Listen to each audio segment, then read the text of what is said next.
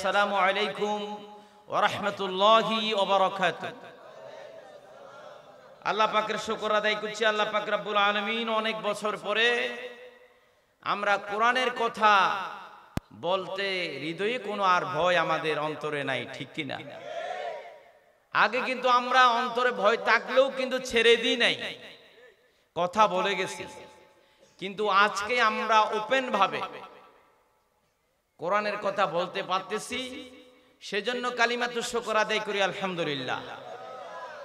প্রিয় ভাইরা, এই সময় এমনি আসে নাই, আমরা কিন্তু এই সময়টাকে আমরা বিতর্কিত করে ফেলছি। আওয়ামী লীগ সরকার যে কাজ করে এই দেশ থেকে বিতাড়িত হয়েছে, মানুষের কাছে নিন্দিত হয়েছে। আল্লাহ পাক সময় দেয়নি তাকে একটা বক্তৃতা রেকর্ড করার মতো, ঠিক কিনা? সেই কাজ আজকে আমাদের কিছু ভাইয়েরা ওনারা শুরু করে দিয়েছে, ঠিক কিনা? যে কথাটি আমি বলতে চাই, কথার কথা, গর্জনীয় বাজার থেকে যারা আগে যে কোনো বাজার মার্কেট থেকে বিভিন্ন রাস্তা থেকে যেই দলের কর্মীরা নেতারা চাঁদা খাইত, দুর্নীতি করত, মানুষের উপর জুলুম করত, সেই কাজ এখন আওয়ামী লীগ তো নাই, থাকলেও তাদের আওয়াজ নাই। কিন্তু আমাদের কিছু ভাইয়েরা কাজ এগুলো শুরু করে দিয়েছে, ঠিক কিনা? তাহলে আমরা ধরে নিতে পারি মুদ্রার এপিট আর ওপিট, ঠিক কিনা? একই জিনিস। লাল কুত্তা শিয়ালের ভাই, লাল কুত্তা, আরে ধরে বলেন লাল কুত্তা শিয়ালের।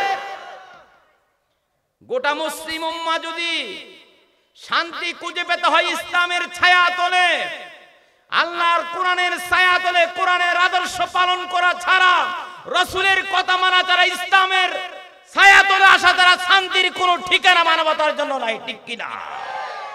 শান্তি আসে একমাত্র ইসলামে।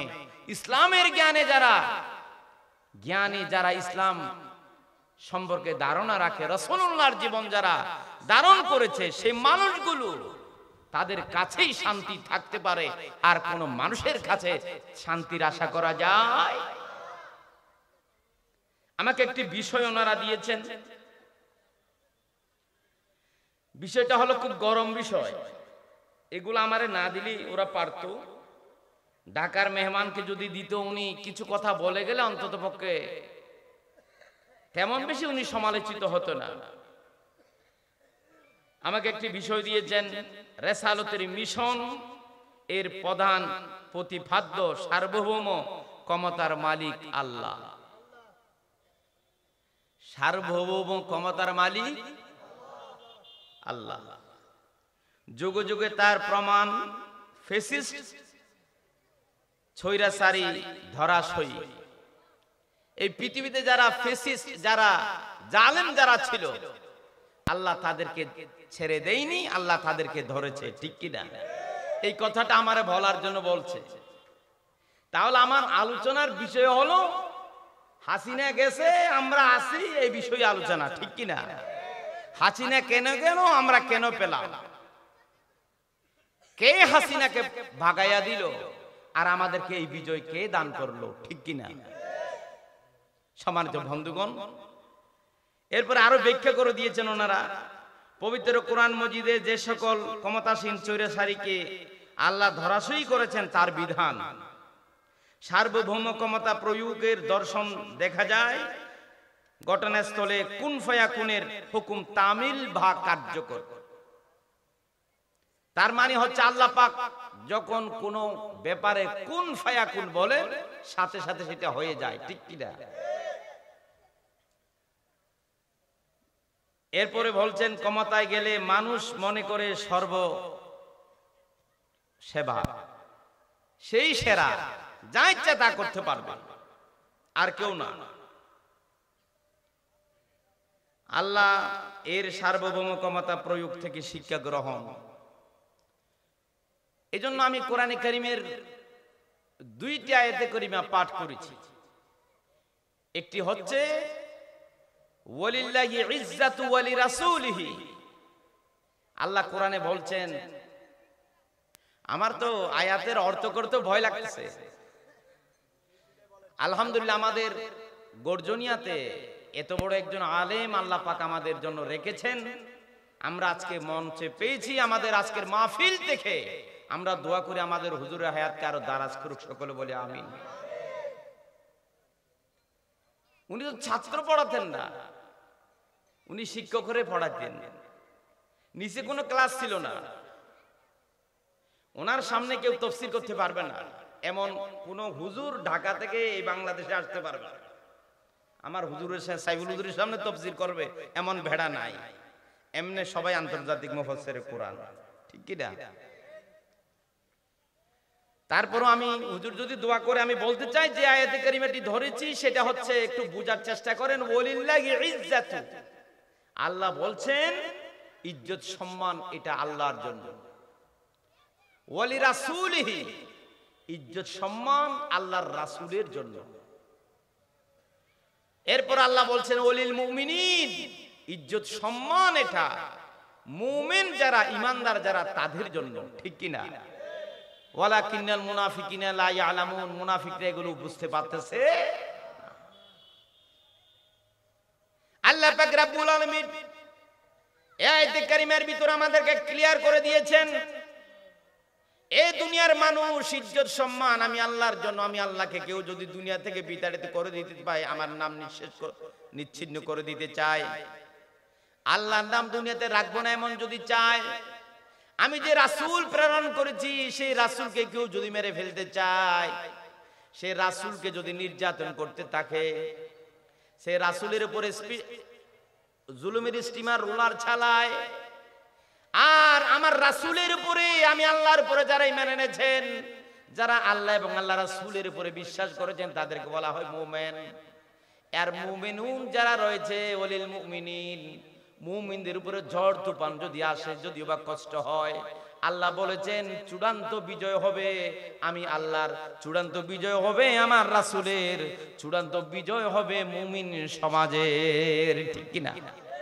আমার বাইরে বাংলাদেশের মধ্যে আলেমরা নির্যাতিত হয়েছে, মুমিনেরা নির্যাতিত হয়েছে, কলমাওয়ালারা নির্যাতিত হয়েছে, মুসলমানেরা নির্যাতিত হয়েছে। আমাদের মুনাফিকরা আমাদের উপর জুলুম নির্যাতন করেছে, মনে করেছিল তারা 41 বছর খাবে। আল্লাহ পাক তাদেরকে বলছেন আমার সিদ্ধান্ত যেদিন হবে, আমার বিষয় থেকে বলছি কুন ফায়াকুন, আল্লাহ পাক যেদিন বলবে হয়ে যাও, এই কথা যেদিন বলবে সেই দিন যদি হয়ে যায়, আর সময় যদি গুনিয়ে আসে, আল্লাহ পাক রব্বুল আলামিন বলেন 1 সেকেন্ডের সময় হবে না, ক্ষমতা থেকে আমি তাদেরকে নামাইয়া দিব, ঠিক কিনা? ঠিক কিনা? কোন ভাইয়া কোন হয়ে যাও, হয়ে যাবে, সাথে সাথে সময় নেবে না। আমার ভাইয়েরা ক্লিয়ার কথা, বিএনপি অনেক দিন চেষ্টা করেছি না হাসিনা সরকারকে ঠেকাতে, কিন্তু ঠেকাতে পারে নাই। বলেন পারেছি কিনা? আরে চিল্লা বলেন পেরেছি কিনা? খন বিএনপি গরদ মুসলমান, আই বিএনপির সমালোচনা করতেছি না, বিএনপি করেন অসুবিধা নাই, কিন্তু কথাটা বুঝেন, এত লাফাইয়েন না। আপনারা কিছু করতে পারেন নাই, জামাত ইসলাম কিছু করতে পারে নাই। সমস্ত খেলা সমস্ত পরিকল্পনা ছিল মহান আল্লাহর, ঠিক কিনা? অনেক কিছু করেছেন, কিছু কিছু হলো না। যতদিন আল্লাহ ক্ষমতায় রেখেছে হাসিনারে চুরি করে ডাকাতি করে, ততদিন পর্যন্ত গদির মধ্যে বসেছিল, ঠিক কিনা? আল্লাহ পাক যতদিন কাবাইছে কাইছে, আল্লাহ পাক যতবার বিজয় দিয়েছে, চুরি করে ডাকাতি করে হোক, বিজয় তো তারা নিয়েছে, শপথ তো তারা নিয়েছে, দেশ তো তারা শাসন করেছে। আল্লাহ পাক দেখেছিল সবকিছু, চেয়ে রয়েছিল আল্লাহ পাক, তারপরেও তাদেরকে রেখেছিল। আল্লাহ পাক অনেক দিন পর্যন্ত সুযোগ তাদেরকে দিয়েছে। আল্লাহ পাকের যেই দিন ইচ্ছা হলো আর তাদেরকে আমি সুযোগ দেব না, আল্লাহর যখন খেয়াল হলো ক্ষমতা থেকে নামিয়ে ফেলার যখন আল্লাহর সিদ্ধান্ত হলো, আল্লাহ পাক দুনিয়াতে একটা ঘটনা রটাইয়া, একটা আন্দোলন উঠাইয়া আল্লাহ পাক কুদরতি ভাবে হাসিনার দেশ থেকে বাগাইয়া দিয়েছে, ঠিক কিনা? ভাইরা আমি বলতে চাই, ঘোর দুনিয়ার মানুষ যারা বিএনপি করেন, আপনারা 5ই অক্টোবর ঢাকাতে কে গেছেন? বলবে যে আমরা যাই নাই, ঠিক কিনা? বিএনপির সভাপতি যদি বলি, ও বিএনপির সভাপতি ভাই, তুমি তো আমার এলাকার সন্তান, তুমি তো আমার মুরব্বী, এই আমাদের গর্জনিয়ার গৌরব, তুমি একটা দলের নেতা, ভাই আপনি গেছিলেন নাকি 5 আগস্ট? উনি বলবে ভাই আমি যাই নাই। সেক্রেটারি যদি বিএনপির সেক্রেটারি, ইউনিয়ন সেক্রেটারি, আপনি গেছিলেন না হাসিনার ঠেকাতে বাগাতে? উনি বলবে আমি যাই, আমি গর্জনিয়াতে ছিলাম।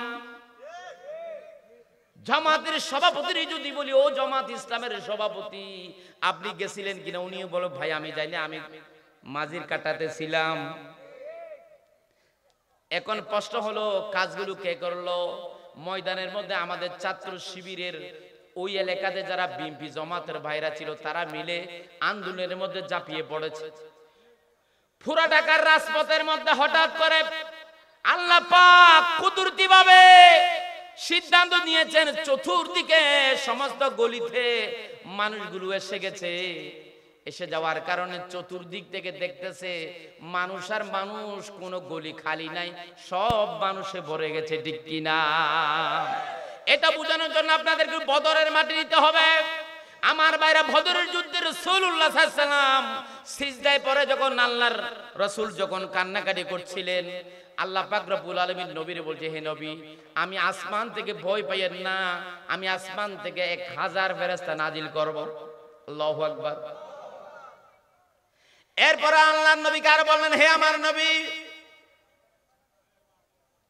ও আপনার সাহাবীরা আপনারা যদি সবর করতে পারেন আর তাকওয়ার উপরে মজবুত ভাবে স্থাপিত হতে পারেন, ঈমানের উপরে মজবুত ভাবে টিকে থাকতে পারেন আর সবর করতে পারেন, আল্লাহ পাক বলছিলেন প্রয়োজনে আমি 3000 ফেরেশতা নাজিল করব।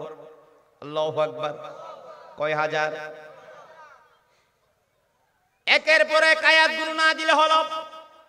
এরপরে বললেন, হে আমার হাবিব, ওরা যদি বেশি আপনাদের উপর হঠাৎ করে আক্রমণ যদি করে, তাদের আক্রমণের মাত্রাটা যদি কঠিন হয়, কাফেররা যদি আপনাদের উপরে প্রবলভাবে ঝাঁপিয়ে পড়ে, ও নবী ভয় পায়েন না, নবী এত কাঁদিয়েন না, সবর করেন আর ঈমানের উপরে মজবুত থাকেন। আর আপনারা আপনাদের প্রস্তুতি নিয়ে ময়দানে টিকে থাকেন, ময়দান ছেড়ে দিয়েন না, আমার উপর তাওয়াক্কুল করেন, ভরসা করেন, আমি আল্লাহ আছি, আমি রব্বুল আলামিন প্রয়োজনে 5000 ফেরেশতা নাজিল করব। আল্লাহু আকবার। আমার বারে খেয়াল করেন, কিছুদিন আমি হজে গেছিলাম। 5 আগস্ট দেশ স্বাধীন হলো, আমরা ইসলামী দলেরা ডান ফাটি যারা করি, আমরা দেশকে স্বাধীন করেছি। বহুদিন আমরা একটা বদনামে ছিলাম, আমরা নাকি ছিলাম রাজাকার, ঠিক কিনা? রাজাকাররা এই দেশের জন্য যুদ্ধ করে নাই, এই বদনামটা আমাদের উপর ছিল। আল্লাহর খেলা কি রকম, আল্লাহ পাক রব্বুল আলামিন ওই বদনামটা যেন মুছে যায়, আল্লাহ পাক ইসলামী ছাত্র শিবিরের মাধ্যমে, আমাদের নামাজি ছেলেদের মাধ্যমে, সমন্বয় কারকের মাধ্যমে এই দেশ থেকে রাজাকার যেটা ঘৃণা করত, সেই রাজাকার আল্লাহ পাক গলার মালা করে দিয়েছে। আর ছাত্রলীগ নয়, সারা দেশের ছাত্র জনতা জনগণ বলেছে তুমি কি আমি কে, রাজাকার, রাজাকার, ঠিক কিনা? রাজাকার গলার মালা করে দিয়েছেন তিনি কে? যেটা ঘৃণিত ছিল সেটা এত পছন্দ হলো কেন? বলছে আমি রাজাকার, তুমি কে রাজাকার, আমি কে রাজাকার। আলেমদেরকে যে গালি দেওয়া হয় এটা এত মধুময় করে দিয়েছে তিনি খেয়ে। ও ভাইয়েরা, আমাদের উপর বদনাম ছিল, আমরা নাকি যুদ্ধ করি নাই, আমরা নাকি পাকিস্তানের পক্ষে ছিলাম। বিএনপি বলে যে জামাত দেশের দুশমন, আওয়ামী লীগ বলে জামাত দেশের দুশমন, জাতীয় পার্টি বলে জামাত দেশের দুশমন। আল্লাহ পাক 2024 সালে আমাদের আন্দোলনের বিজয়ে প্রমাণ করে দিয়েছে আলেম উলামা এই দেশের শত্রু নয়, মানবতার বন্ধু, ঠিক কিনা? মানবতার বন্ধু হিসাবে আমাদের ছেলেদের কষ্টের ফসল। ঢাকা ইউনিভার্সিটিতে আমাদের ভাইরা নামাজ পড়তে পারে নাই, ঢাকা ইউনিভার্সিটিতে আমাদের ভাইরা নামাজের জায়নামাজ দেখাতে পারে নাই, ঢাকা ইউনিভার্সিটিতে আমাদের ছেলেরা দাঁড়িয়ে রাখতে পারে নাই। অথচ উনি ইসলামী ছাত্র শিবিরের শপথের কর্মী, কোরআনের আয়াত পড়ে শপথ নিয়েছেন, বিসমিল্লাহির রহমানির الرحيم إن صلاتي ونسكي ومحياي ومماتي لله رب العالمين আমার জীবন আমার মরণ আমার জিন্দেগি বলেন আমার জীবন আমার মরণ আমার জিন্দেগি ইয়া ইলাহি কবুল করো আমার বান্দেগি বলেন আমার জীবন আমার মরণ বলেন এটা না বললে মুসলমান হবেন না এটা বলতে হয় গরুকে যখন কুরবানি জবে করে তখন দোয়া যেটা হুজুরেরা পড়ে সেটা এই দোয়াটাই তো পড়ে যে কোনো শপথ মুসলমান যদি কোনো শপথ নেয় এই আয়াত পড়েই শপথ নেয় ঠিক কি না এটা পাক্কা মুসলমানের শপথের আয়াত আমার জীবন আমার মরণ কার জন্য আরে জোরে বলি কার জন্য আল্লাহর জন্য যেই শপথ যারা নিয়েছিল ওনারা ছাত্রলীগ হয়ে ছাত্রলীগের নেতা হয়ে নাম জমা দিয়া ছাত্রলীগের সাথে রাতে ঘুমাইয়া নিশিরাতে মালিকের বলতো মালিক আমি পড়ালেখার জন্য তোমার দিনকে দুনিয়ায় কায়েম করার যে কাফেলাতে আমি শামিল হয়েছি ও মালিক আমি তো মুখে দাঁড়িয়ে রাখতে পারলাম না মালিক আমি নামাজ তো দেখাতে পাচ্ছি না নামাজ যদি দেখাই আবরারকে যেভাবে হত্যা করেছে মালিক তুমি তো জানো সেইভাবে আমারা হত্যা করবে ও মালিক আমার উপর নারাজ হইও না তোমার দিনকে দুনিয়াতে কায়েম করার স্বপ্ন নিয়ে লালন করে আমি এখানে টিকে থাকতে চাই যদি তৌফিক দাও এই দেশে ইসলামের পতাকা পতপত করে উড়াবো ঠিক কিনা উড়িয়ে দিয়েছে ঠিক কিনা আজকে 16 ডিসেম্বর ঢাকার রাজপথে যেই মিছিল বের করছে জামাত ইসলাম ইসলামী ছাত্র শিবির নারায়ে তাকবীর আল্লাহু আকবার ধ্বনি দিয়া আকাশ বাতাস মুখরিত করেছে এটা আমাদের ভাইদের কষ্টের ফসল ঠিক কি না সম্মানিত ভাইয়েরা বদরের মাঠের কথা বলছিলাম বদরের যুদ্ধে যখন যুদ্ধ চলছিল তখন যুদ্ধ হওয়ার আগে আল্লাহ রাব্বুল আলামিন 1000 ফেরেশতা নাজিল করলেন ওই ফেরেশতারা ময়দানের মধ্যে ছিলেন আল্লাহ পাক ধীরে ধীরে আবার দাপে দাপে 3000 5000 ফেরেশতা নাজিল করেছেন বদরের মাঠে গেছিলাম বদরের যুদ্ধে যেখানে সাহাবায়ে কেরামরা শহীদ হয়েছেন ওনাদের কবর জিয়ারত করলাম ওনাদের পাশে একটা পাহাড় দেখলাম বালু বিশিষ্ট একটা পাহাড় সেই পাহাড়ের উপরে সাদা পাগড়ি পরা অবস্থায় আসমান থেকে ফেরেশতা নাজিল হয়েছিল সুবহানাল্লাহ ফেরেশতা যারা নাজিল হয়েছিল তাদের পাগড়ি ছিল সাদা ও ভাইয়েরা এভাবে করে আসমান থেকে আল্লাহ পাকের যখন পছন্দ হয় সাহায্য করতে মন চায় আল্লাহ পাক আসমান থেকে তখন সাহায্য করে আসমান থেকে ফেরেশতা নাজিল করে ঠিক কিনা আমাদের মাননীয় প্রধানমন্ত্রী শেখ হাসিনা উনি যেদিন পালাইছিল অনেক গবেষকরা বলছে ভালো করে খেয়াল করেন আগেই বলছি গর্জনিয়া থেকে কেউ যায় নাই রামু থেকে উপজেলা থেকে কেউ যায় নাই কক্সবাজার থেকে উল্লেখযোগ্য কোন সংখ্যক রাজপথে যায় নাই আহারে এতগুলা মানুষ কোত্থেকে আসলো হঠাৎ করে চতুর্দিকে মানুষ কিভাবে হয়ে গেল বদরের যুদ্ধে সাহাবায়ে কেরাম ফেরেশতা এসেছিল পাগড়ি পরা অবস্থায় সাহাবী বর্ণনা করেছেন কিন্তু ফেরেশতারা ফেরেশতার মতো করে এসেছে কিন্তু আমাদের কাছে দেখতে মনে হয়েছে আমাদের বাইদের সুরত নিয়া ফেরেশতারা আমাদের ভিতরে দাঁড়িয়ে ছিল সুবহানাল্লাহ ঢাকার রাজপথের চতুর্দিকের গলিতে বিভিন্ন মানুষের আকৃতি নিয়া সুরত নিয়া আল্লাহ ফেরেশতা নাজিল করেছে আল্লাহর কামনা হলো হাসিনারে দিল্লি পাঠাই দেবে ঠিক কি না খেলা খেলেছে কে খেলা হবে আসল খেলা তো হয়ে গেছে আসল খেলা খেলে আল্লাহ ওবায়দুল কাদের এখন আর খেলা খেলতে পারে না ঠিক কি না এখন বুবু দিল্লিতে গিয়া ফোনে বলে আমি কাছে আসি হুট করে আমি ঢুকে যাব ঠিক কিনা বলো হুট করে তুমি ঢুকে যাইবে, আমরা কি বসে থাকবো নি? আমরা ছট করে ধরে ফেলবো। ছট করে ধরে ফেলে আমাদের মনে আছে আমাদের কলিজার টুকর আল্লামা দেলোয়ার সাইদিকে যে কাশিমপুর কারাগারে রেখেছিলেন, ওই কন্ডম ছেলে তোমারে নিব, না হলে আমাদের কলিজা ঠান্ডা হবে না, ঠিক কি না? বুবু আইবা বুবু আইবা রে, আইলে বুবু কমতা পাইবা না, ঠিক কি না? বুবু আইবা বুবু আইবা রে, আইলে বুবু কমতা পাইবা না। কোসনাই বুবু কাদের কাকার, অবস্থা খারাপ দরবেশ বাবার, খাউন আঙ্কেল তো এখন দেখা যায় না, ঠিক কি না? হারুন আঙ্কেলকে চিনেননি?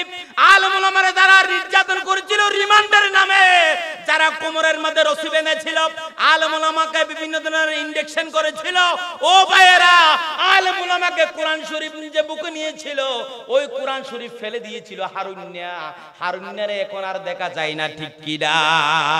দরবেশ বাবা রাসূলুল্লাহর সুন্নতের দাড়ি রেখেছিল, তোমার নেত্রী পালাইছে, অসুবিধা কি? নেত্রী পালাইছে, তোরও পালাবে, এটা স্বাভাবিক ব্যাপার, মান করার কিছু নাই। রাসূলুল্লাহর সুন্নতের দাড়ির উপরে কেন তুমি ছুরি চালাইলা? এখানে দাড়িগুলো ফেলে দিয়া ক্লিন শেভ করে দরা খাইলা। এখন বুঝা গেল তোমার দাড়িগুলো রাসূলের সুন্নতের দাড়ি ছিল না, তোমার দাড়ি ছিল জাতির দুকা দেওয়ার দাড়ি, ঠিক কি না? ঠিক কি না? ও ভাইরা মাইন্ড করিয়ে না, হুজুর এই গানটা কেন গাইলেন? মাঝে মধ্যে দুই একটা গান না গাইলে মানুষের আর জমে না, মানুষের ভিতরে আনন্দ আসে না। আমাদের ভিতরে অনেক মনে খুব, আমি তো অনেক রাত ঘরে ঘুমাইতে পারি নাই, এখানে আপনারা অনেকে ঘুমাতে পারেন নাই, মনে আসেনি আমাদের আলেম ওলামার উপরে কি জুলুম করেছে? ও ভাই এখনো আমরা শান্তি পাই না। আওয়ামী লীগের মন্ত্রী যাদেরকে ধরেছে তাদেরকে জামায়া ধরে রেখেছে, আহারে তাদেরকে কোড়ের দানা হলো, কোমরের রশি বাঁধা হলো। এই দেশে আলেম ওলামা, শাইখুল হাদিস ইবনে শাইখুল হাদিস আল্লামা মামুনুল হক সাহেব, পৃথিবীর জমিনের শ্রেষ্ঠ একজন মুফাসসির আল্লামা দারুস সাইদি, ওই মানুষটারে কিভাবে জেলখানার ভিতরে হাজির করেছে আপনারা দৃশ্য টেলিভিশনে দেখেছেন। ভাই মনের ভিতরে দুঃখ রয়ে গেল, এই কথা কারে বুঝাবো? আমাদের মাননীয় প্রধানমন্ত্রী দেশের উপর যে জুলুম করেছে এটা কোনোদিন ভুলার মতো না। উনি বলে যে আমি পাশে আসি, আমি ঢুকে যাব। বয়স তোমার 80 বছর, ডাকছে বুবু তোমায় খবর, খবরে না দেরি। বয়স তোমার 80 বছর, ডাকছে বুবু তোমায় খবর, দাফন হইবে কোথায় সেইটা বাবো না। বুবু আইবা বুবু আইবা রে, আহিলে বুবু কমতা পাইবা না, ঠিক কি না?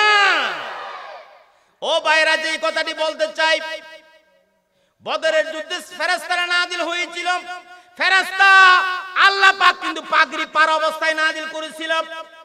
আল্লাহর ফেরেশতা তো সরাসরি দেখা যায় না, ফেরেশতারা মানুষের সুরত ধরে সাহাবীদের সাথে মিশে গেছিল। আজকে তাফসীর দেখেছি আমি গুগলে চার্জ করেছি, চার্জ করার পরে ওই আয়াতের তাফসীর ঘেটে আমি যেটা পেলাম, ফেরেশতারা মানুষের সুরত ধরে আপনাদের আমাদের এলাকার আব্দুল করিম আব্দুর রহিমের সুরত ধরি বদরের যুদ্ধে ফেরেশতারা আল্লাহ পাক নাজিল করে সাহায্য করেছিল। সুবহানাল্লাহ। ও ভাই পাক্কা ঈমান আনতে হবে। মাওলানা আব্দুল জব্বার বিএমপির কিল্লা ছাড়র, জামাতের কিল্লা ছাড় আমি ছাড়তেছি না ভাইয়েরা, কাউকে ছোট করতেছি না। বিজয় এটা আমাদের না, বিজয় এটা দিয়েছে আল্লাহ, খেয়ে দিয়েছে আল্লাহ দিয়েছে ভাইয়েরা বিজয়। শুধু আপনি আমি কষ্ট করেছি, আপনি আমি ময়দানে ঝাঁপিয়ে পড়েছি। ইজা জাআ নাসরুল্লাহি ওয়াল ফাত ওয়া রাআইতান নাসা ইয়াদখুলুনা ফি দীনিল্লাহি আফওয়াজা ফাসাব্বিহ বিহামদি রাব্বিকা ওয়াস্তাগফির ইন্নাহু কানা তাওয়াবা। এর ভিতরে এই সূরার ভিতরে আল্লাহ পাক বলেন ইজা জাআ নাসরুল্লাহ, আল্লাহর সাহায্য যখন আসে, আগে আল্লাহর সাহায্য, তারপরে বলা হয়েছে ওয়াল ফাত, বিজয়ের কথা বলা হয়েছে। ভাই আমরা যে হাসিনারে বাগাইতে পেরেছি, সাহায্য কেরোসে কে? আল্লাহ যদি সাহায্য না করলে ফাইতামনি, আপনারা পাইতেননি। আপনারা পারতেন না, বিএনপিও পারতো না, ছাত্র শিবিরও পারতো না। সাহায্য করেছে কে? আল্লাহ সাহায্য করেছেন। ও ভাইয়ের, আল্লাহ সাহায্য করার পরে আমরা কেন সুবর্ণ সুযোগ পেয়েছি। এখন মানুষ ইসলামের ছায়ার তলে আসতে চায়, ঠিক কিনা বলেন? এখন যত লোক খারাপ লোক আছে সকলে বলে আগে আওয়ামী লীগ ছিলাম, এখন আমি হয়ে গেলাম জামাত, এই কথা বলে মাথায় টুপি দিয়া বসে রয়েছে, ঠিক কিনা? ও ভাই, ইসলামের এই বিজয় যদি আসে, সকল ইসলামের দিকে আসে। এদের তাফসীর করতে গিয়া আমি পেয়েছি রাসূলুল্লাহ সাল্লাল্লাহু আলাইহি ওয়াসাল্লাম মদিনা শরীফের মসজিদের ভিতরে আছেন। হঠাৎ করে 700 মানুষের একটা কাফেলা, একটা মিছিল ইয়ামন থেকে, সিরিয়া থেকে মদিনার দিকে আসতেছে। আল্লাহর হাবিব আওয়াজ কানে আসার পরে বের হয়ে দেখতেছে কি আওয়াজ কোত্থেকে আসতেছে। সাহাবীরা বললেন, ইয়া রাসূলুল্লাহ, একটা কাফেলা, একটা মিছিল, একটা দল ইয়ামন থেকে মদিনার দিকে আসতেছে। ওনাদের মুখে ছিল নারে তাকবীর, আল্লাহু আকবার স্লোগান, ওনাদের মুখে ছিল আযানের ধ্বনি, ওনাদের মুখে ছিল কোরআনের আয়াত, ওনাদের মুখে ছিল কলিমে তৈয়বার জিকির, আল্লাহু আকবার। কয়জনের দল? 700 জনের। কয়জনের? 700 জনের একটা বিরাট কাফেলা মিছিল মদিনার দিকে আসতেছে। আল্লাহর হাবিব একজন মুসলমান বানানোর জন্য কত কষ্ট করেছেন।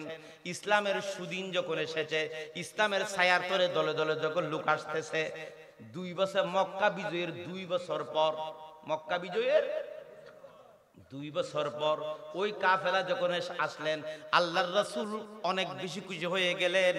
আমার ভাইয়ের, ইসলামের দরজা খোলা, আপনারা যদি চান ইসলামে এখনো আসতে পারেন, ঠিক কিনা? এখন আসেন আমার ভাইরা, ওই কথার দিকে যাই। ইজ্জত সম্মান আল্লাহর জন্য, ইজ্জত সম্মান রাসূলের জন্য, ইজ্জত সম্মান মুমিনের জন্য। তার মানে হলো মুমিনেরা কষ্ট পাইলেও, আমার নবীরা কষ্ট পেলেও, আমি আল্লাহকে গালিগালাজ করলেও চূড়ান্ত বিজয় হবে আমার পক্ষের, আমার নবীর। চূড়ান্ত বিজয় হবে আমি আল্লাহ, চূড়ান্ত বিজয় হবে মুমিন সমাজের, ঠিক কিনা? আমরা এক সময় মার গিয়েছি, এখন তো আর মার কাচ্ছি না, ঠিক কিনা বলো মুসলমান? আগে যে পুলিশেরা আমাদেরকে ধরতো, যে পুলিশ আমাদের গিনার চোখে দেখতো, শিবির জামাত আমরা বলতে পারি নাই। আমরা আলেম পরিচয় দিয়ে আলেমদেরকে দেখলে গিনার চোখে দেখতো। খোদার কসম, আব্দুল জব্বার আল মামুন ঢাকা, বিশেষ করে রামু থানাতে যদি যাই, আমি যখন পরিচয় দিই আমি জামাত ইসলামের অমুক ইউনিয়নের সভাপতি, সাথে সাথে উসি দাঁড়িয়ে যায়, আমাদেরকে সম্মান করে বলে বসেন, চা খান, কি জন্য এসেছেন, ঠিক কিনা? আগে আমরা সুরের মতো ছিলাম, আগে আমরা এতিম ছিলাম, আগে আমরা অসহায় ছিলাম। আল্লাহ পাক মুমিনের বিজয় দিয়েছে, ঠিক কিনা? ও ভাইয়েরা, আপনাদের এখন কলিজায় কোনো ভয় আসেনি? আমাদের আর কোনো ভয় নাই। এই যে পরিবেশটা কে দিয়েছেন? আল্লাহ। এখন আসেন, কুলিল্লাহুম্মা মালিকাল মুলক, হে নবী আপনি বলে দেন, আল্লাহুম্মা মালিকাল মুলক, হে আল্লাহ আপনি হলেন রাজার রাজা, তুতিল মুলকা মান তাশা, আপনি যাকে চান রাজাগিরি দান করেন, ওয়া তানজিউল মুলকা মিম্মান তাশা, আপনি যাকে চান যার থেকে ইচ্ছা হয় আপনি ক্ষমতা কেড়ে নেন, ওয়া তুইজ্জু মান তাশা, আপনি যারে চান ইজ্জত দান করেন, ওয়া তুযিল্লু মান তাশা, আপনি যাকে চান বেইজ্জতি করেন, ঠিক কিনা বলেন? আমার ভাইরা, ক্ষমতায় কে বসায়? আরে একটু পাক্কা ইমানটা শিখেন, ক্ষমতায় কে বসায়? চেয়ারম্যান কে বানায়? এমপি কে বানায়? রাজা কে বানায়? যদি বলেন হুজুর আওয়ামী লীগের চুরি করে এমপি হইছে, চুরি করে এমপি হলো, এটা আল্লাহ পাকের ইচ্ছা ছিল, আমাদের দোষের কারণে। এখানে প্রধানমন্ত্রী তো, এখানে মাঝির কাটা ভোট কেন্দ্রের প্রধানমন্ত্রী ভোট ছিঁড়ছে নাকি? কে ভোট ছিঁড়ে দিয়েছে? মাঝির কাটার মানুষ, ঠিক কিনা বলেন? ও ভাই, মাঝির কাটা মানুষ রাগ করিয়েন না, আপনারা তো 1 নম্বর দোষী। আপনারাই তো ভোট ছিঁড়ে দিছিলেন, আপনারাই তো বেঈমানি করেছিলেন, আপনারাই তো মুনাফিকি করেছিলেন, আপনারাই তো জালেমের উত্তরসূরি ছিলেন, আপনারাই তো জালেমকে বলবান করেছিলেন, ঠিক কিনা? জালেমকে দিনের বুট রাতে মেরে দিছিলেন, সেটা আপনারা। আমাদের খাসিয়তের কারণে আল্লাহ জালেমকে আমাদের মাথার উপরে দিছিল, ঠিক কিনা? দুষ্কাদের আমাদের দুষ্কাদের। আরে চিল্লায় বলেন দোষ কাদের? হাসিনার দোষ না, হাসিনার উত্তরসূরি আপনাদের দোষ, ঠিক কিনা? দুইয়া মুইয়া ফুইয়া মাছ হয়ে গেছেন, বলে যে আমি জামাত, আর কিছু বলে আমি বিএমপি। বেড়া তুই ননে বুট মারি দিছিলি, ঠিক কিনা? তুই ননে ভোট কেন্দ্র থেকে বিএমপির এজেন্টকে বের করে দিছিলি, তুই জামাতের এজেন্ট বসতে যাস নাই, তুই মানুষকে কেন্দ্রে আসতে যাস নাই, তুই বলছ আমার কেন্দ্র থেকে আমার এমপি কমলকে ফাস্ট করে দেব, ফুলের মালা নেতা তোমারে ফরাই দেব। জালেমের উত্তর সুরি ছিলা, ঠিকানা জাহান্নাম, ঠিকানা জাহান্নাম, ঠিক কিনা? জানাবে বিচারের যদি হিসাব হয়, নামাজের যদি হিসাব হয়, দানের যদি হিসাব হয়, সূরা বুট মারি দিয়েছে সেটার ওই হিসাব হবে, ঠিক কিনা? যদি বলেন আল্লাহ ওই হিসাবটা নিয়েন না, আল্লাহ বলে যে আমার কাছে এইরকম কোনো খেলা নাই, আমি যা যা করো সব এখানে দেখানো হবে, ঠিক কিনা বলেন? ও ভাইরা, ক্ষমতায় কে বসায়? জোরে বলেন আল্লাহ। ক্ষমতা থেকে কে নামায়? হাসিনারে আপনারা নামাইছেন না আল্লাহ নামাইছে? আপনারা দোয়া করেছেন, ময়দানে গেছেন, আমাদের ছেলেরা রক্ত দিয়েছেন, শাহাদাত বরণ করেছেন, আমাদের ছেলেরা পরিকল্পনা করেছেন, এটা তাদেরকে শ্রদ্ধার সাথে স্মরণ করি। আজকে আমরা 16 ডিসেম্বর এই বাংলাদেশে 2024-এ যারা প্রাণ দিয়েছেন, শাহাদাত বরণ করেছেন, লাল রক্ত এই সবুজ জমিনে ঢেলে দিয়েছেন, তাদেরকে শ্রদ্ধার সাথে স্মরণ করা উচিত। আমার ভাই শহীদ আবু সাঈদ, উনি যেভাবে বুক পাতিয়ে দিয়েছে, ওনার বুক পাতিয়ে দেওয়ার পরে যেভাবে গুলি মেরেছে, একের পর 3টা গুলি লাগিয়ে দিয়েছে, ঠিক কিনা? আপনার আমরা দেখে তো পাগল হয়ে গেলাম, মানুষেরা পাগল হয়ে ঢাকার রাজপথে ঝাঁপিয়ে পড়েছে, ঠিক কিনা? আজকের দিনে শহীদ আবু সাঈদের জন্য দোয়া করা উচিত। আজকের মাহফিলের সওয়াব সমস্ত কিছু মালিকের। ও মালিক, এই মাহফিলে যত সওয়াব হবে, এই মাহফিলে আমরা সত্য কথাটা বলতে পারতেছি, সব সওয়াবকে কোটি গুণ বৃদ্ধি করে আমার ভাই শহীদ আবু সাঈদের কবরের রূহের মধ্যে দিয়ে দিও, ঠিক কিনা? সকলে বলি আমিন। ও ভাইয়েরা, তাদেরকে স্মরণ করতে হবে, ওনারা অনেক কষ্ট দিয়েছেন, মা বাবার স্বপ্ন মাটির সাথে মিশে গেছে, ঠিক কিনা? ঢাকা ইউনিভার্সিটির ছাত্র, খুলনা ইউনিভার্সিটির ছাত্র, চট্টগ্রাম বিশ্ববিদ্যালয়ের ছাত্র, মা বাবারা অনেক স্বপ্ন নিয়ে তাদেরকে সেখানে পাঠিয়েছিল। হকের দাওয়াত করতে গিয়ে রাজপথে নেমে এসে তারা গুলি খেয়েছে। তাদের রক্তের বিনিময়ে, তাদের শাহাদতের বিনিময়ে, আমাদের নেত্রীদের, আমাদের নেতাদের শাহাদতের ফাঁসির কাস্টে যাওয়ার এই বিনিময়ে আল্লাহ পাক আমাদেরকে এই বিজয় দান করেছেন, ঠিক কিনা? গাছ তো ফল এমনি ধরে না, সেখানে কিছু ফাঁস দিতে হয়, সেখানে কি পানি দিতে হয়। পানি দিয়েছেন আমাদের শহীদ ভাইয়েরা, ফাঁসির কাস্টে গিয়ে আমাদের কে সেই পথ দেখিয়েছেন, আমাদেরকে মজবুত করে দিয়েছেন, সেই রাস্তা আল্লাহ পাক তাদের শাহাদতকে কবুল করে আমাদেরকে এই বিজয় দান করেছেন, ঠিক কিনা বলেন? আবার আসেন, ক্ষমতায় কে বসায়? ক্ষমতা থেকে খেয়ে নামায়। তাহলে আমাদের কাছে ক্লিয়ার হয়ে গেল আমার বিষয় দিয়ে যে কুন ফায়াকুনের তামিল। আল্লাহ পাক কুন মানে হয়ে যাও, এই কথা যদি আল্লাহ বলে, কামনা করে, ফয়াকুন সাথে সাথে হয়ে যায়। আল্লাহ পাক হাসিনারে 5 তারিখ বিতাড়িত করতে চেয়েছিল, আল্লাহ পাকের হুকুমে সাথে সাথে বিতাড়িত হয়ে গেছে, ঠিক কিনা? এত বেকুব মনে করিয়েন না, উনি যেখানে বসা ছিলেন, ওনার টেবিলে কম্পিউটার ছিল, ঢাকার অলিগুলির কম্পিউটার ওনার এখানে ছিল, সিসি ক্যামেরা উনি দেখেছিলেন।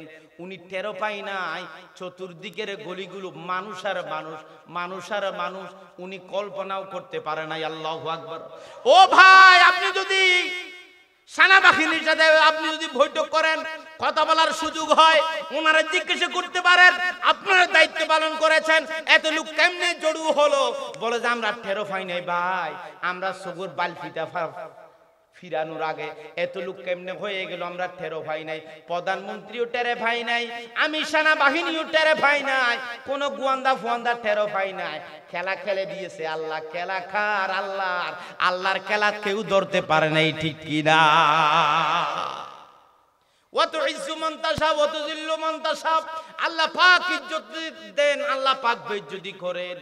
বিয়াদিকাল খায়র, সমস্ত কিছু আল্লাহর হাতে রেখে দিয়েছেন। ইন্নাকা আলা কুল্লি শাইইন কদির, সমস্ত কিছুর ক্ষমতার মালিক কে?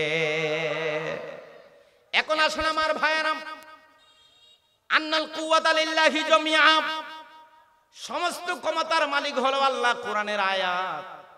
আমাদের দেশে কয়েকটা পার্টি আছে, একটা হলো বাংলাদেশ জামাত ইসলাম, যেখানে লেখা আছে ওনাদের গঠনতন্ত্রে লেখা আছে সমস্ত ক্ষমতার মালিক আল্লাহ, সার্বভৌম ক্ষমতার মালিক আল্লাহ, এটা লেখা আছে তাদের গঠনতন্ত্রে। জোরে বলেন। জামাত ইসলামের গঠনতন্ত্রে লেখা আছে এটা। আওয়ামী লীগের গঠনতন্ত্রে লেখা আছে সমস্ত ক্ষমতার মালিক আল্লাহ নয়, সমস্ত ক্ষমতার মালিক জনগণ। জনগণ ক্ষমতার উৎস। বিএনপি যারা বলেন হুজুর আমরা বিএনপি করি, যারা আওয়ামী লীগ করি, বিএনপি যারা করেন আপনারা জানেন নাকি? আপনারা যে খালেদা জিয়ার ভক্ত, আপনারা তারেক জিয়ার ভক্ত, আপনারা জিয়াউর রহমানের ভক্ত। ভাই আমি শ্রদ্ধা করি, আপনাদের অসম্মানী করতে চান। আমার বাবাও কিন্তু বিএনপি করে। এক ইলেকশনে জামাত ইসলামের ভোট আমি চেয়ে এসেছি গ্রাম থেকে। আমার বাবা বিএনপি থেকে ভোট চাইতে এসে চায়ের দোকানে চা খাচ্ছে। এক নেতা বলছে, চাচা মৌলানা আব্দুল জব্বার ফারার ভিতরে ঢুকি সমস্ত মানুষদেরকে বুঝাইয়া দিয়েছে সকলে জামাতরে ভোট দিব। আমরা যেটা করেছি সেটা শেষ করে দিয়েছে জব্বর। আমার বাবার মাথা খারাপ। কট্টর বিএনপি ডবলাজি রাগের মাথা গরত আসি আমার মারে বলতেছে, গালি যেটা দিছে সেটা বলতেছি না, এগুলো স্বাভাবিক। মানুষ নির্বাচন আসলে পাগল হয়ে যায়, যার যার পার্টির জন্য পাগল হয়ে যায়। আমি আমার দলের জন্য দাওয়াতি কাজ করব, উনি ওনার জন্য দাওয়াতি কাজ করবে। আমার মারে বলছে সেই জন্য আমার জানাজাও না পড়ে। কিরকম বিএনপি হয়ে গেছে চিন্তা করে দেখেন। অথচ হাজী সাহেব আমার সাথে এই বছরও আমার আব্বা হজে গেছে। আমি মনে করি আমার আব্বার মতো দিনদার মানুষ খুব কম আছে। এরপরও কিন্তু বিএনপি করে বিদায় আমি জামাতের ভোট চাইছি মানুষের কাছে। আব্বা যেটা মানুষের বুঝাই আসছে তাদেরকে আমি গিয়া বললাম যে না, জান্নাতে যদি যেতে মন চায় ইসলামের পক্ষে থাকা লাগবে। নারীরা সবাই আমার কথার উপর রাজি।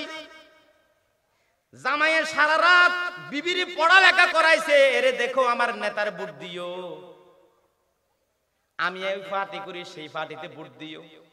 দিনের বেলায় মৌলানা জব্বর তাদের উঠানের মধ্যে মেয়েদেরকে ডাকি বুঝাই দিছে, আমরা যদি মুসলমান, আমরা যদি মরতে চাই, আমরা ক্ষমতায় যাইবে না যাই, অসৎ মানুষকে দিই নাই, সৎ মানুষকে দিয়েছিলাম আমার রায়।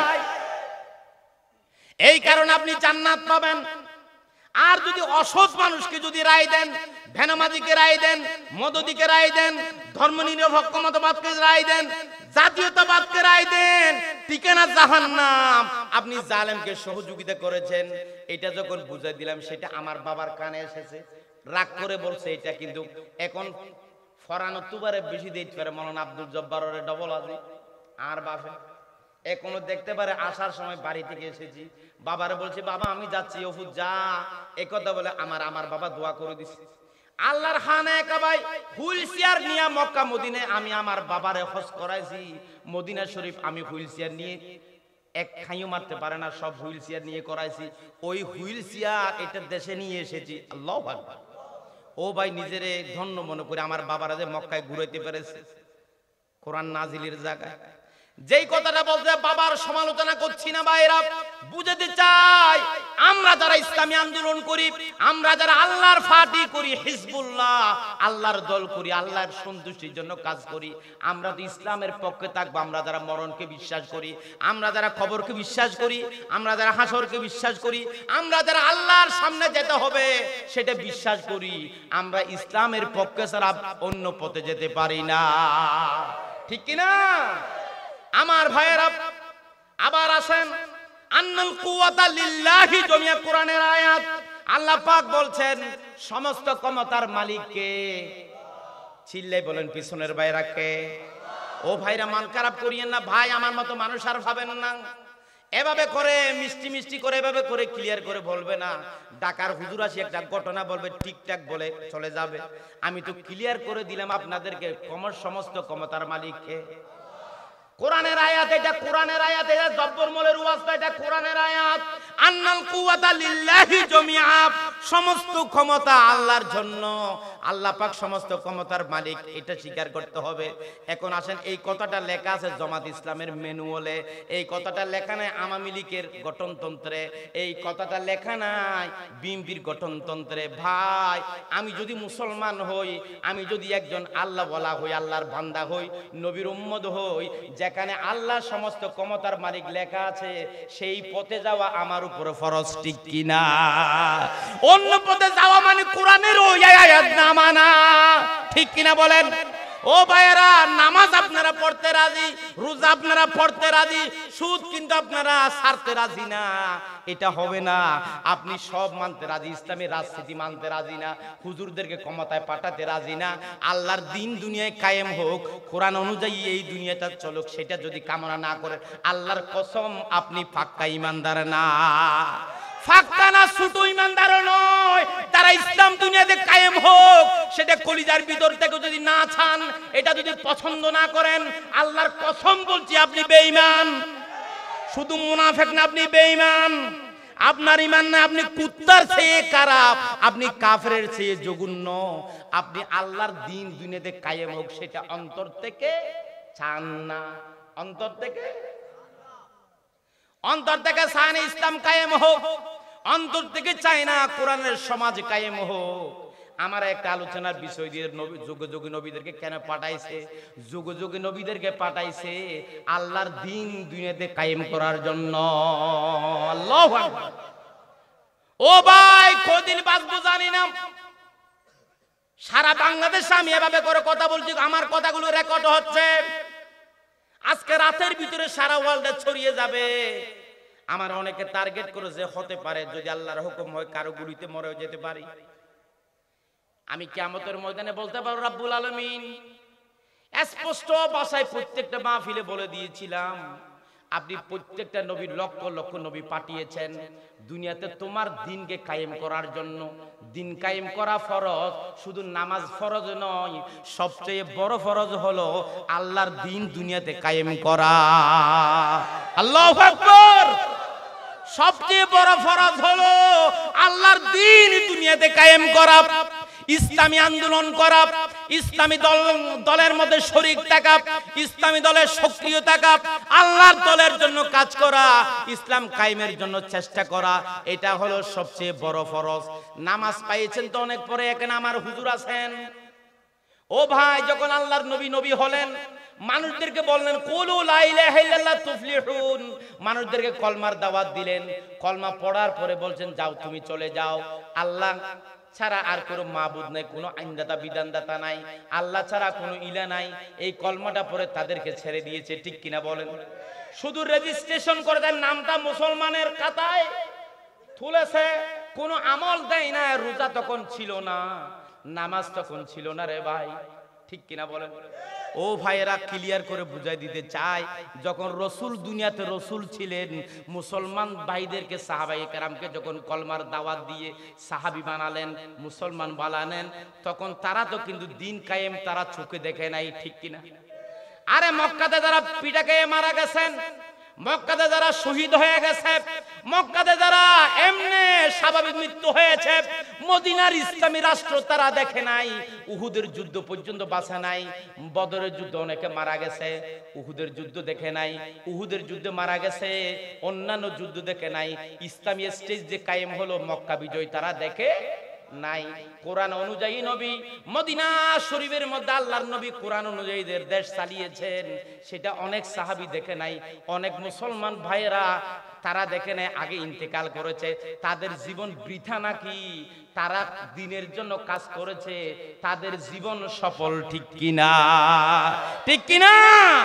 আমাদেরকে অনেকে বলে ভাই জামাত ইসলামকে ভালো লাগে, ভোট দিলে তো কাজ হবে না, তোমরা তো ক্ষমতায় চাইবে না, আমার মুখটা কেন পছাবো? ও ভাই, ভোট বুঝবে না, ইসলামী আন্দোলনের পক্ষে রায় দেন, কিয়ামতের ময়দানে এই রায় আপনার পক্ষে কথা বলবে, কবরে এই রায় আপনাকে কবরে পাহারা দেবে। ইসলামের পক্ষে থাকেন, হাসরের ময়দানে বুক ফুলাইয়া বলতে পারবা আল্লাহ পাক কিছু চিন্তা করি নাই, তোমার ইসলাম বুকে নিয়ে দৌড়াদৌড়ি করছিলাম। ঠিক কিনা? ঠিক কিনা? নবীর সাহাবীরা যারা ইসলামী আন্দোলন করেছেন কিন্তু মক্কা বিজয় দেখে নাই, রাসূলের ইসলামী সমাজ কায়েম, মদিনার ইসলামী রাষ্ট্র কায়েম হওয়ার পরে ইসলাম অনুযায়ী যে দেশ চলে যায় সেটা তারা দেখে নাই। আগে যারা মারা গেছে, আগে যারা শহীদ হয়েছে তারা বৃথা নাকি? তারা কি ব্যর্থ নাকি? তারা ভুল করেছে নাকি? তারা কি সত্যের পথে ছিল না? ও ভাইয়েরা, তারা যদি এই পথে চলতে চলতে মরে যেতে পারে, এই পথে চলতে চলতে তারা যদি শহীদ হতে পারে, আমরাও সেই পথে চলতে চলতে মরে যাব, সেই পথে চলতে চলতে শহীদ হয়ে যাব। ঠিক কিনা? শাহাদত শাহাদত শাহাদত চাই, শহীদ হয়ে বাঁচতে চাই। বলেন শাহাদত শাহাদত শাহাদত চাই, শহীদ হয়ে মরতে চাই। যেই পথে মোর শাহাদাত, সেই পথে জীবন হারাতে চাই। শাহাদত শাহাদত শাহাদত চাই, শহীদ হয়ে বাঁচতে চাই। ঠিক কিনা? ও ভাইরা, যদি একটু রেফারেন্স যদি দিই, আপনি একটু সামনে আসেন। আলহামদুলিল্লাহ অনেক ভাই প্যান্ডেলে চলে এসেছেন, যারা এসেছেন আপনাদেরকে ধন্যবাদ। একটু সামনে আসেন, আরো জায়গা করে দেন।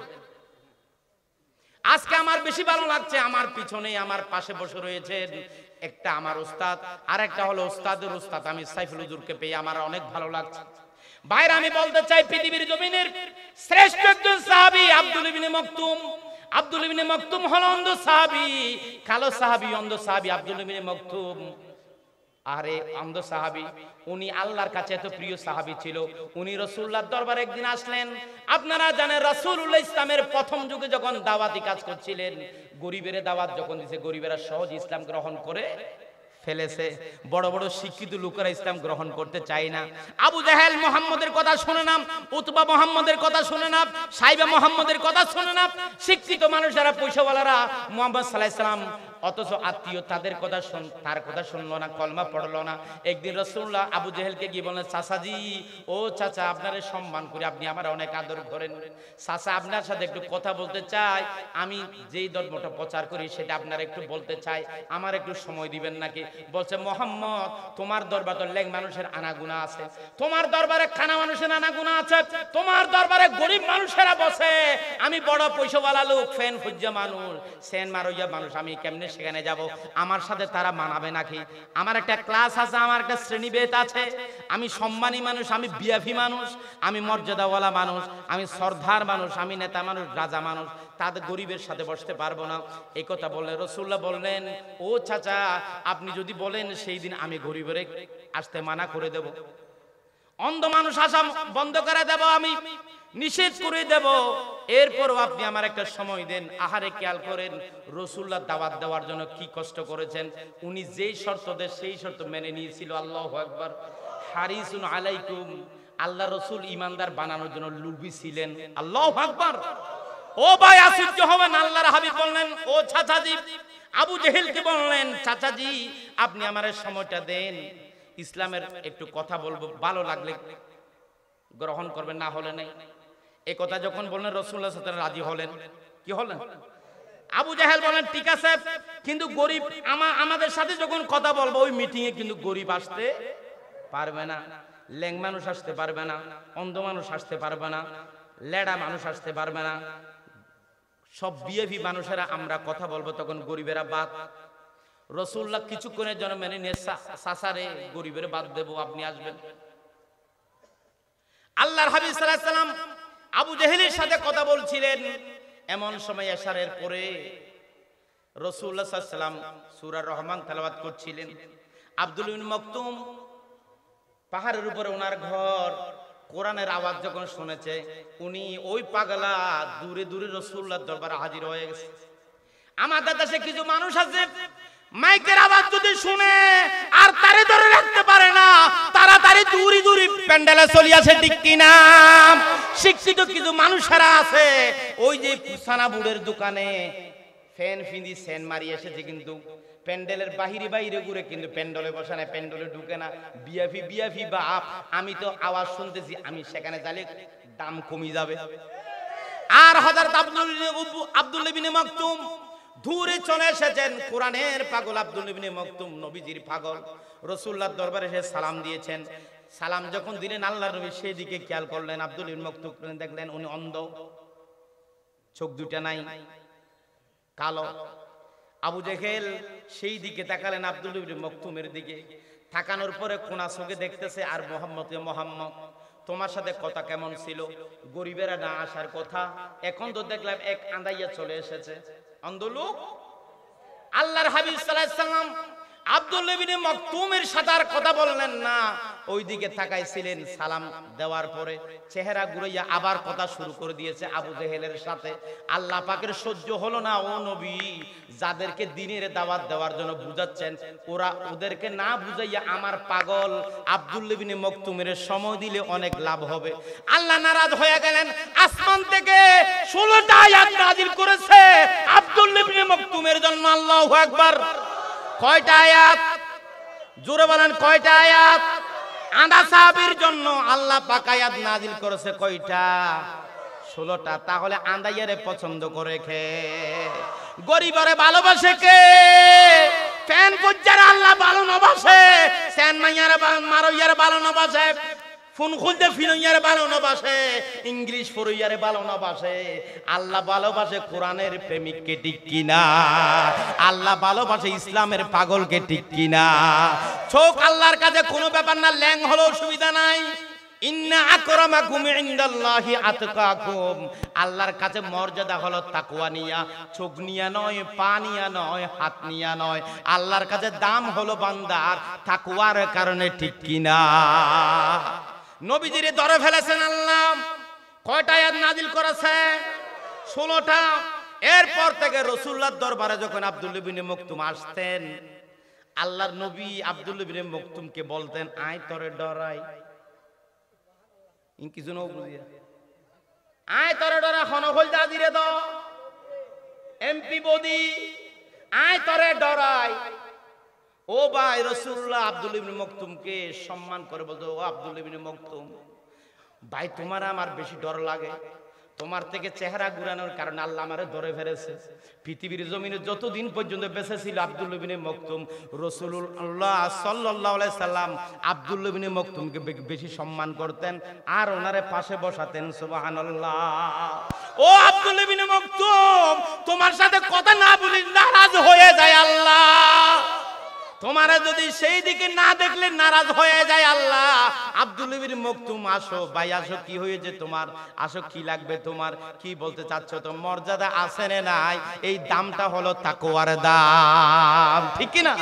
ভাইরা কথা বলছিলাম, আব্দুল্লাহ ইবনে মাকতুম রাসূলুল্লাহ সাল্লাল্লাহু আলাইহি ওয়াসাল্লামের জমানায় বদরের যুদ্ধ যখন চলছিল, আব্দুল্লাহ ইবনে মাকতুম প্রথম যুগের সাহাবী, ইমানদার, রাসূলুল্লাহকে বলেন, ইয়া রাসূলুল্লাহ, আপনারা নাকি বদরের যুদ্ধে যাবেন, আমার একটু নিয়ে যান না ইয়া রাসূলুল্লাহ, আমি বদরের যুদ্ধে যেতে চাই। আল্লাহর নবী বললেন, আব্দুল্লাহ ইবনে মাকতুম, ও আব্দুল্লাহ ইবনে মাকতুম, তোমারে থাবি ডরাই, তোমারে আল্লাহ ভালোবাসে। আব্দুল্লাহ ইবনে, তোমারে কেমনে ফেরত দি ভাই? তোমারে অনুমতিও কেমনে দি? তোমার তো দুইটা চোখ নাই, তুমি জিহাদের ময়দানে কেমনে যাবে ভাই? ও ভাই, জিহাদের ময়দানের রাস্তা তো তুমি দেখবে না, জিহাদের ময়দানে তীর কুর থেকে আসতে তুমি টেরও পাবে না। দুইটা চোখ নেই আব্দুল্লাহ ইবনে মাকতুম, তোমারে কেমনে আমি পারমিশন দেব? ভাই, আমারে মাফ করে দিও, তোমার আমি পারমিশন দিতে পারলাম না। নবীজি বদরের যুদ্ধে আব্দুল্লাহ ইবনে মাকতুমকে নিল না একটি কারণে, চোখ দুইটা নাই বলে, ঠিক কিনা? বদরের যুদ্ধে ফেরত দিলেন। উহুদের যুদ্ধের সময় আব্দুল্লাহ ইবনে মাকতুম আবার গেলেন, ইয়া রাসূলুল্লাহ, আপনি নাকি উহুদের যুদ্ধে যাবেন, আমার একটু উহুদের যুদ্ধে নিয়ে যাও না। আল্লাহ রাসূল বললেন, আব্দুল্লাহ ইবনে মাকতুম, তোমার আমি উহুদের যুদ্ধে নেওয়া মানে জামালাতে ফেলে দেওয়া।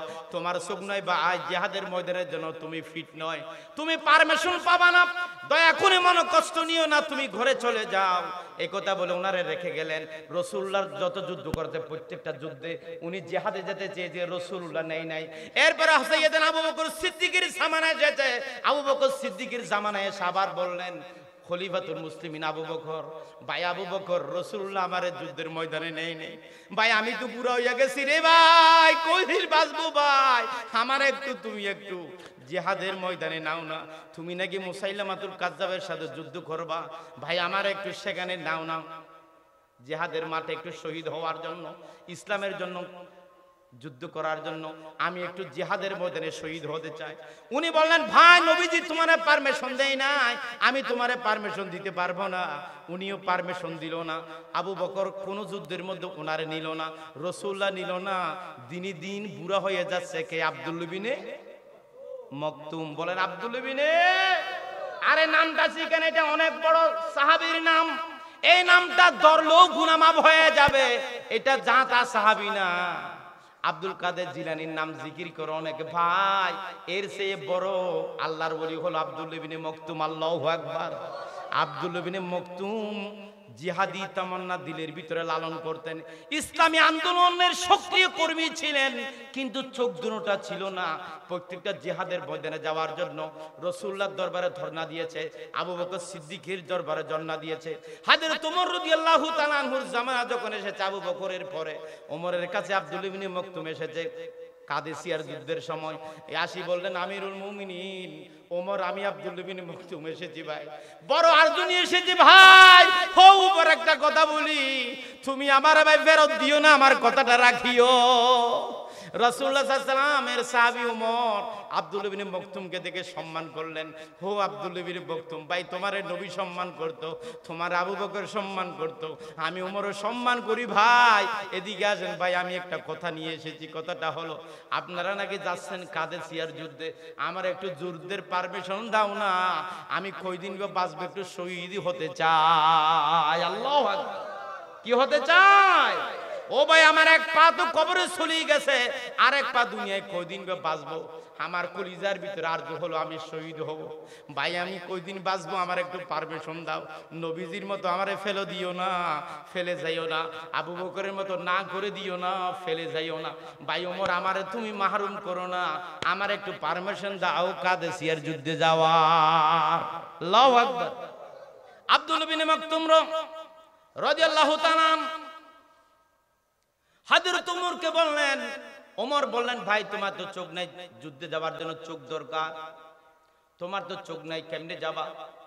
আব্দুল্লাহ বিন মকতুম বললেন ভাই আমার চোখ নাই ঠিক আছে, এই প্রশ্ন তুমি আমারে করবে সেটা আমি জানি, এই জন্য আমি উত্তর রেডি করে এসেছি।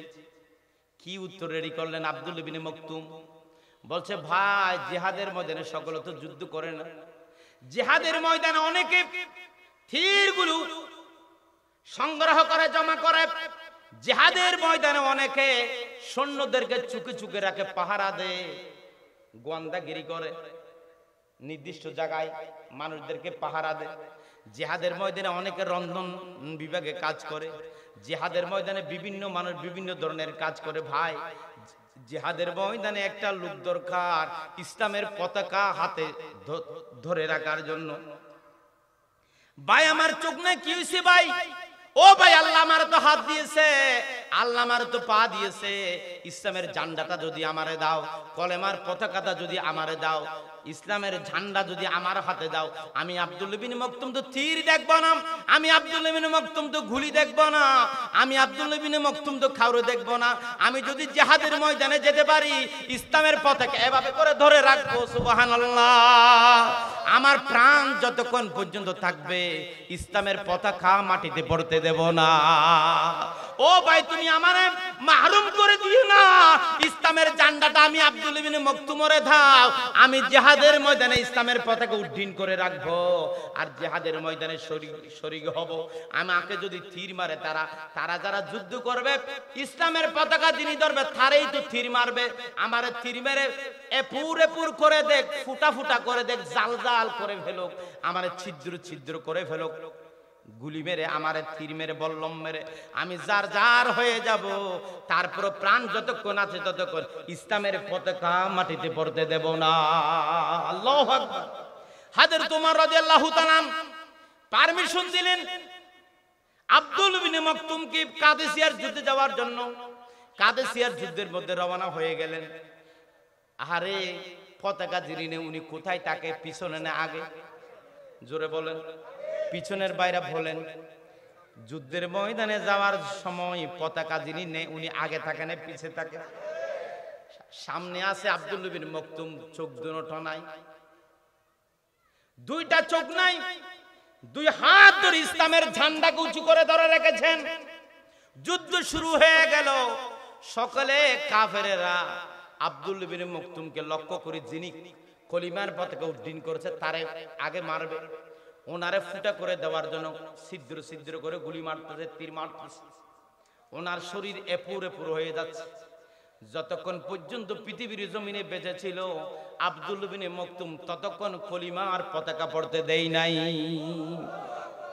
যুদ্ধে মুসলমানরা বিজয় হলেন। বিজয় হওয়ার পরে লাশগুলো যখন নিচ্ছেন, খুঁজে খুঁজে লাশগুলো যখন সংগ্রহ করছেন, এমন সময় দেখে যে আব্দুল্লাহ বিন মকতুম জিহাদের ময়দানে শহীদ হয়ে পড়ে আছে। ইসলামের পতাকা ওই সময় মরা বডি পরে আছে লম্বা হয়ে, কিন্তু হাত দুটোটা এভাবে করে ইসলামের পতাকাকে বুকের উপরে নিয়ে অদদ ইসলামের পতাকা হুবহু উড্ডীন করে রেখেছে। আল্লাহু আকবার। ও ভাই, চোখওয়ালা মানুষ আমরা ঠিক কিনা বলেন? কার কার চোখ আছে একটু হাত তুলি দেখান। হাত নামান ভাই। এই দুইটা চোখ কত বড় নিয়ামত। কার কার পা আছে, কার কার হাত আছে? আমার ভাই আব্দুল্লাহ বিন মকতুম রাসূলুল্লাহর সাহাবী, ওনার দুইটা চোখ নাই কিন্তু দিলের ভিতরে জিহাদি তমন্না ছিল, ঠিক কিনা? ও ভাই, আব্দুল্লাহ বিন মকতুম শহীদ হইয়া মৃত্যুর পরে জান্নাতের ওই পারে চলে গেছে, ঠিক কিনা? এজন্য যে কথাটি বলতে চাই, পৃথিবীর জমিনে যত নবী পাঠিয়েছেন সমস্ত নবীদেরকে একামতে দিনের জন্য পাঠিয়েছেন। কোরআন শরীফের আয়াত সূরা সূরার 13 নম্বর আয়াত। আপনারা তো বলেন হুজুর রাজনীতি করা ইসলামে আসেনি। নামাজের কথা আপনারা কেন জামাতের হুজুরেরা বলেন না? রোজার কথা কেন বলেন না? কওমি হুজুরেরা তো শুধু নামাজ রোজার কথা বলে। কওমি হুজুরদের ভিতরে এমনও হুজুর আছে কিন্তু ভালো মুজাহিদ মানুষও তাদের ভিতরে আছে, আমি অস্বীকার করছি না। কিন্তু এমনও মানুষ আছে শুধু সাদা চায় আর সাদা চায়, হালাল হারাম নাই, শুধু গরু খাইতে চায়, সাদা খাইতে চায়। নৌকা মার্কার চলির বস্তা ফাইলে কমি মলই বগুনা মামিলিক হইয়া যায়, ঠিক কিনা? এমপি কমলের নুন খাই নাই এমন মৌলানা কম আছে। ও ভাইয়েরা, আমরা যারা জামাত ইসলাম করি, কলিমার দাওয়াত দিই, ফাঁসির কাছে গেছি আমরা। আমাদের নাকি আকীদা খারাপ। আমাদের আকীদা হলো লা ইলাহা ইল্লাল্লাহ মুহাম্মাদুর রাসূলুল্লাহ। আমি আজকে বলে না জামাত ইসলামের আকীদা লা ইলাহা ইল্লাল্লাহ মুহাম্মাদুর রাসূলুল্লাহ, এটা জামাত ইসলামের আকীদা। এই কলিমার দাওয়াত দে বাংলাদেশ জামাত ইসলাম। এই দাওয়াত দিতে গিয়ে যদি ফাঁসি হয়ে যায় আমরা এটাকে পরোয়া মনে করি না, খুশি মনে আনন্দ গ্রহণ করি। আমাদের দায়িত্বশীলেরা আনন্দ হিসেবে গ্রহণ করেছে। জিহাদের ময়দানে হাসি হাসি গেছে, ঠিক কিনা? মুসলাকা দিয়ে আসে নাই। বাংলাদেশে এমন আলেম আছে জেলখানায় গেছে মুসলাকা দিয়া স্বাক্ষর দিয়া, আর জীবনে কথা বলবো না, আর জীবনে রাজনীতি করব না, আওয়ামী লীগের গান গাইব, আওয়ামী লীগের বিরুদ্ধে যাব না, ইসলামী রাজনীতি করব না, এই রকম করে মুসলাকা দিয়ে বের হয়েছে এমনও আলেম আছে, ঠিক কিনা? আর এমন আলেম আছে ছেলের জানাজা পড়িয়েছে জেলখানা থেকে এসে, মায়ের জানাজা পড়িয়েছে জেলখানা থেকে এসে, এরপরে জেলখানার মধ্যে ফাঁসির কাছে গেছে, এরপরও বাতিলের কাছে মাথা নত করে নাই। উনি বলে যে আমি তো হকের উপরে আছি, কলিমার দাওয়াত দেওয়ার কারণে জেলে এসেছি, এই কলিমার রশি আমি গলা থেকে খুলব না। এই কলিমার রশি নয়, এটা ফাঁসির রশি নয়, এটা আমার কলিমার জান্নাতের রশি, ঠিক কিনা? সূরা সূরার 13 নম্বর আয়াত আল্লাহ বলেন, শারা'a লাকুম মিনাদ-দীনি মা ওয়াসসা বিহি নূহান ওয়াল্লাযীনা আওহাইনা ইলাইকা ওয়া মা ওয়াসসাইনা বিহি ইব্রাহীমা ওয়া মূসা ওয়া ঈসা আন আকিমুদ-দীন ওয়া লা তাতাফাররাকু ফী। এই আয়াতে কারিমার ভিতর আল্লাহ বলেন, ও দুনিয়ার মানুষ, দিনের আমি চূড়ান্তভাবে বিধিবিধান নির্ধারণ করে দিয়েছি, আমি ফয়সালা করে দিয়েছি। এই কথাটা আমি নূহ নবীকে বলেছিলাম, হে নবী আপনাকে ওহী নাজিল করে আপনাকেও বলেছি। এই কথাটা আমি ইব্রাহিম নবীকে বলেছি, এই কথাটা আমি ঈসা নবীকে বলেছি, এই কথা আমি মূসা নবীকে বলে, জলিলে কদর বড় বড় নবীদের নাম আল্লাহ ধরেছেন তাদেরকে আমি বলেছি। কথাটা কি? আন আকিমুদ্দিন, দিনকে তোমরা কায়েম করো, ওয়ালা তাতাফাররাকু ফীহি, দিন কায়েমের ক্ষেত্রে তোমরা বিচ্ছিন্ন হইও না, ইসলামী আন্দোলন করো, কোরআনকে কায়েম করার জন্য চেষ্টা করো মুসলমানেরা। এটা আমি আমাদের নবীকে ওহী নাজিল করে আল্লাহ বলেছিলেন, এটা নূহ আলাইহিস সালামকে বলেছিলেন, এটা আমাদের বাবা ইব্রাহিম আলাইহিস সালামকে বলেছিলেন। বাবা ইব্রাহিমকে কারা কারা ভালোবাসেন? হাত উঠান, কবুল করো না। আমি ও ভাই, ইব্রাহিম আলাইহিস সালামের নাম নামাজে ধরতে হয়, ঠিক কিনা বলেন? জানাজাতে পড়তে হয়। মিল্লাতা আবিকুম ইব্রাহিম হুয়া সাম্মাকুমুল মুসলিমিন, আমাদের বাবা ইব্রাহিমকে আল্লাহ বলেছিল। আল্লাহ কি বলেছিল জাতির পিতাকে? কি বলেছিল? মূসার মতো দলিলে কদর নবী ওনারে কি বলেছিল? ঈসা আলাইহিস সালামের মতো শানদার নবীকে কি বলেছিল? একটা কথা বলেছিল, মূল কথা একটা, আন আকিমুদ্দিন ওয়ালা তাতাফাররাকু ফি। আল্লাহু আকবার। তোমরা দিনকে কায়েম করো। এই দিন কায়েমের কথা বলে মুসলমান এদিকে সেদিকে যাইও না, ঠিক কি না? এখন তো আমাদের মানুষদেরকে যদি এক জায়গায় ডাকা হয়, জামাতের মিটিং দলের, ইসলামের মিটিং দলের একখানা বয়, এদিকে আয় একটু কথা শুনি, এই কথা বললে আমাদের বেঈমান মুনাফিক যারা আছে, আমার একটু কাজ আছে, আমি একটু আসি, আমি এখন আসতেছি, এই কথা বলি, এইরকম করি করি চলি যায় জিন্দা মুনাফিকে, ঠিক কিনা? ঠিক কিনা?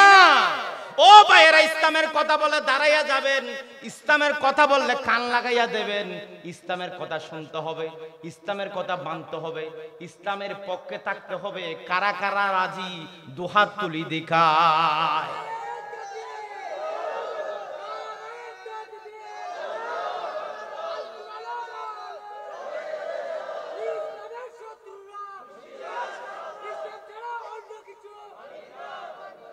আনিল হারিসিল আশআরি রাদিয়াল্লাহু তাআলা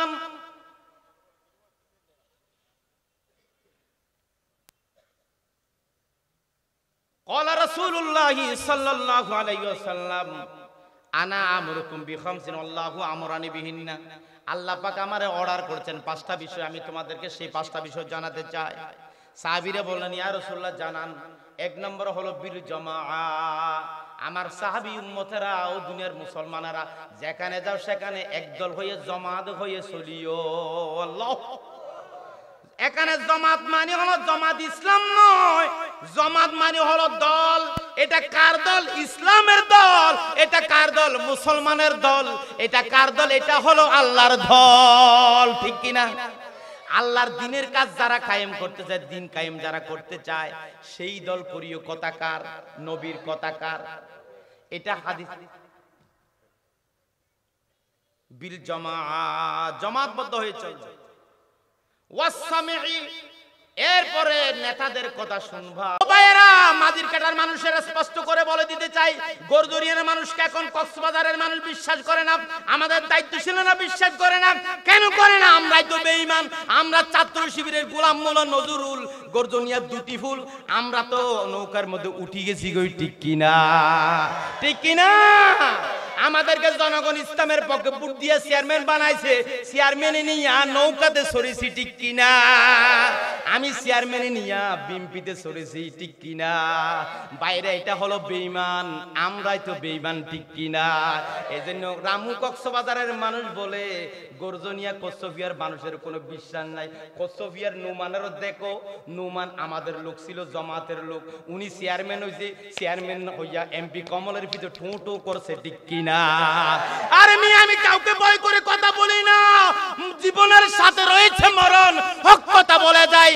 আমরা বেঈমানের পরিচয় দিয়েছি, বুট দিয়ে ইমানদারের পরিচয় দিয়েছি, আমাদের বুট নিয়ে তারা বেঈমানি করেছে, ঠিক কিনা? এই সমস্ত বেঈমানকে আমরা চাই না, আমরা আর চাই না, ঠিক কিনা?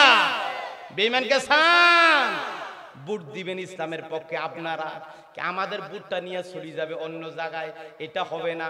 আমরা আগামীতে দেখতে চাই ইসলামকে, নৌকাকে কেছি মজা পাইলাম না, দানকে কেছি মজা পাইলাম না, এখন আমরা কোরআনকে খেতে চাই, ঠিক কিনা? কারা কারা কোরআনের জন্য জীবন বাজি রেখে সংগ্রাম করবে আল্লাহকে দেখাই দি, ঠিক কিনা?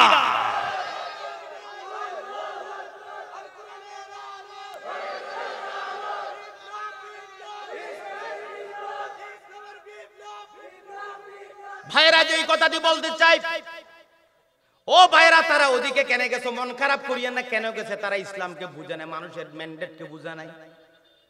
জনগণ আমার ভোট দিয়েছে, আমি ভোট নিয়ে সিনেমা এনে খেলেছি। আমার কথা বলছে, আমি কিন্তু চেয়ারম্যানে দাঁড়াবো না। এরপরে বলছি, আমি মৌলানা আব্দুল জব্বারকে যদি ভোট দেন, আল্লাহর কসম আমি কলিমার কোরআনের আয়াত পড়ে শপথ নিয়ে জামাত ইসলামের রুখন, আমার গলায় ফাঁসি আসতে পারে, আপনাদের ভোট নিয়ে অন্য নৌকায় আমি উঠতে পারি না, ঠিক কিনা? ও ভাইরা, ভুল আর করবো না। আমরা ইসলামের পক্ষে থাকবো, আমাদের কে জন্য যিনি কাজ করবে তার পক্ষে থাকবো।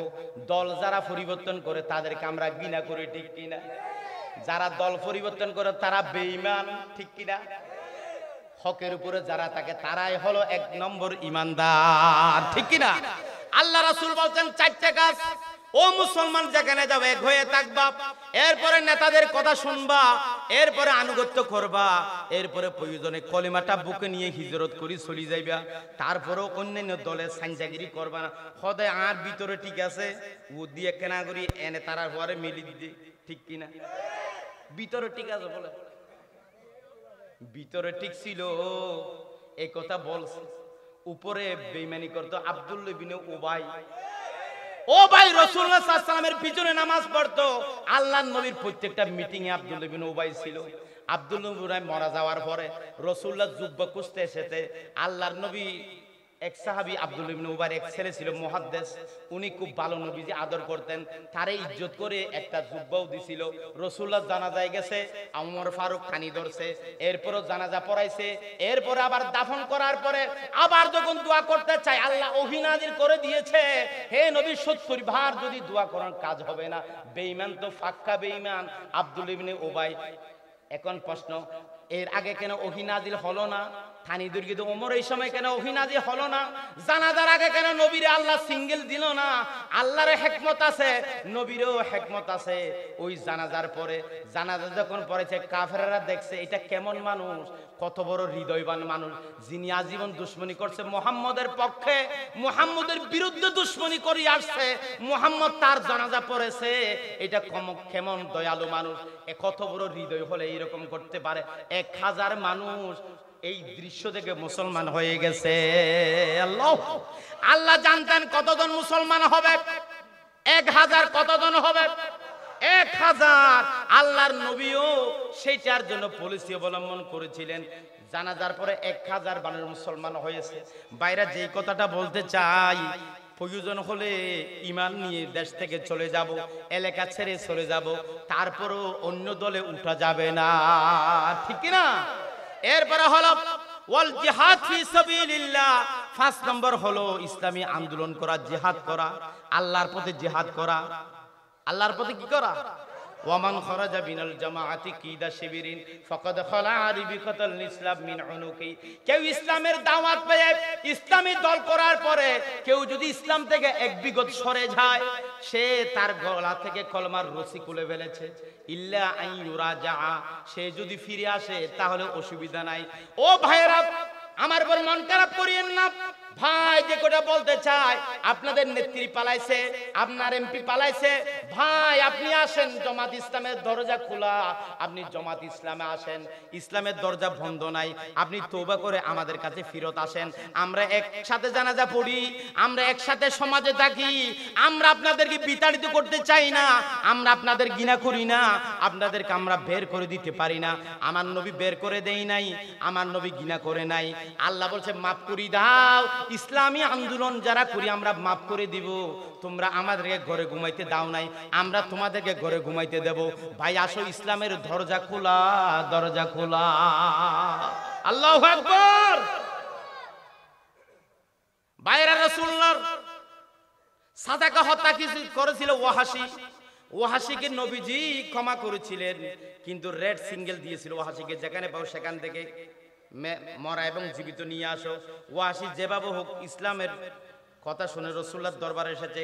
অনেক লম্বা ঘটনা বলেছিলাম এক জায়গায়, কিন্তু ওয়াহাশী যখন রাসূলুল্লাহর দরবারে এসে ইসলামের কথা বলেছে, আল্লাহর নবী আর প্রতিশোধ নিতে পারেনি। ইসলামের কথা যখন বলেছে আমি মুসলমান হতে চাই, আল্লাহর নবী হাত বের করে দিয়েছে, ওয়াহাশীকে কলমা পড়াইছে, মাফ করে দিয়েছে। সুবহানাল্লাহ। এটা শিখাইছে কে? আমাদের নবী শিখাইছে কে? ভাইরা, যে কথাটি বলতে চায়,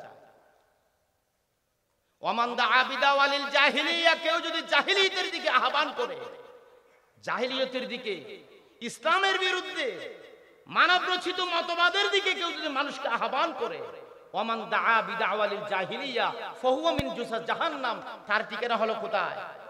জাহান্নাম। কিলা ইয়া রাসূলুল্লাহ ওয়া ইন সামা ওয়া সাল্লা, হে আল্লাহর রাসূল, ওরা যদি নামাজ পড়ে, ওরা যদি রোজা রাখে, ইসলামী আন্দোলন করে না, জামাত করে না, শিবির করে না, ইসলামী সরকার কায়েম হোক সেটা চায় না, ফাল্লা মার্কায় ভোট দেয় না, অন্য মার্কায় দুশমনের মার্কায় ভোট দেয়, সেই ফাঁকি করে, নামাজ একক তো বাদ দেয় না, ৫ ওয়াক্ত নামাজ পড়ে, রোজাও একটা বাদ দেয় না, রোজাও রাখে, তারপরও কি জাহান্নামে যাবে? রাসূল বলছেন ক্বালা ওয়া ইন সামা, সে যদি রোজা রাখে, ওয়া সাল্লা, সে যদি নামাজ পড়ে, রাসূল একটা কথা বাড়িয়ে বলছেন ওয়া জাআমা আন্নাহু মুসলিমুন, সে যদি মুসলমানও দাবি করে, তারপরেও তার ঠিকানা জাহান্নাম, তার ঠিকানা। বাইরে যে কথাটি বলতে চাই,